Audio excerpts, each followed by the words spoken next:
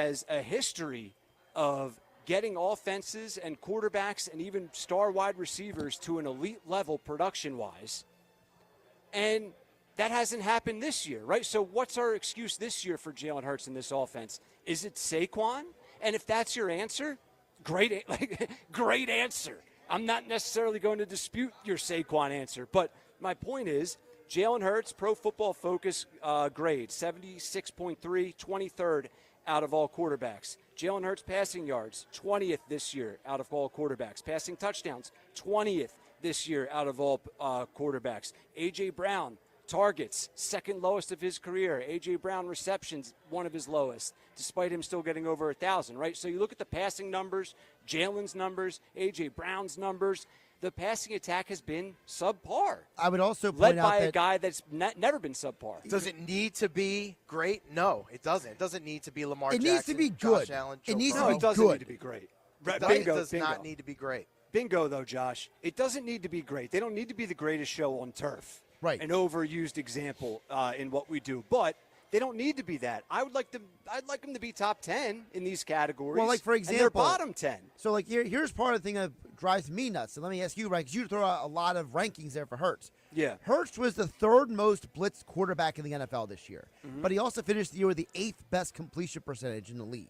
Okay. So it's like, okay, so on one hand, we have a bunch of categories that say that Hurts is not having a great year. Yeah. But on the other hand, he had the 8th best completion percentage, and he was blitzed the third most times. So, you know, it's kind of like, how do we equal all these things? Well, I'll come back with some more numbers here. I brought some numbers today. Not something I do every time, but I can surprise you once in a while, Josh.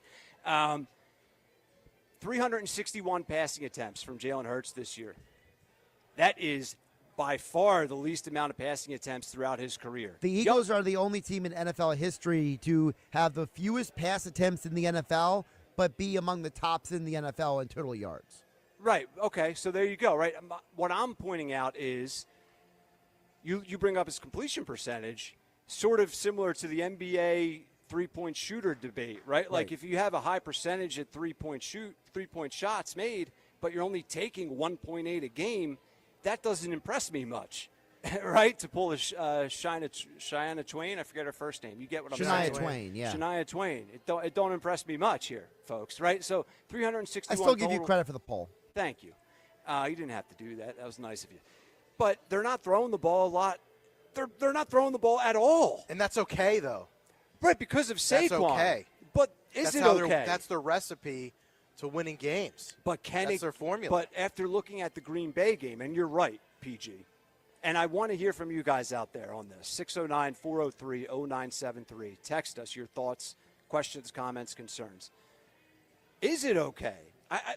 Listen, I think the recipe to a win this Sunday is if the Rams try and entice you with 7 in the box and single coverage with A.J. Brown and Devontae, I still want them to give Saquon 25 carries. That's going to be the recipe to a win or not, right? Do the Eagles coaching staff, do they take that bait? And if they do, will it cost them a win as a 6-point home favorite? That's the question, right? Like for me, a win this week is feeding Saquon. But at some point, boys and ladies out there listening, I feel like Jalen's going to have to throw this team to an important playoff victory. And you know what? I think he can, because his ceiling during a game is different than his ceiling during a season, if that makes sense. During a game, I think he can make the throws. He's shown it in the past that he can do that, as opposed to a long season. Again, we just need him in spurts at this point. And it's another interesting narrative that you bring up, PG, because I posted this earlier at Wise Rye on X, shameless plug by me. Jalen Hurts in his 6 playoff games, right? All we hear is Jalen Hurts is a winner. And I'm not disputing that. But Nick Sirianni postgame, he's a winner, he's a winner, he's a winner. He has a 500 playoff record. He's 3-3. All right, a loss this Sunday, he's a below 500 quarterback in the playoffs, and his narrative and legacy changes. And that's just the reality, whether you agree with me or not. In his 3 wins, he has passing yards of 154, 121, and 131. In the 3 playoff losses, Jalen Hurts has thrown for 258, 304, and 250. So when they put the ball in Jalen's hands, for whatever reason, And even if he balls out, i.e. Super Bowl against Patrick Mahomes and that Chiefs dynasty, they lose. Right. So when we take the ball out of his hands, they win. Right. So it gets back to it's winning. Does it really come down to Jalen Hurts? Right. But that's the question that is the be-all and end-all, because I say no, but at some point, yes. Does that make sense? Well, like the fact that it's no, I think, yeah. is a problem. And I think if you look at any Super Bowl run, at one point in that run for any team, the quarterback had to ball out, whether it was for a half, a quarter, a drive. The reason I'm asking it in the way that I did,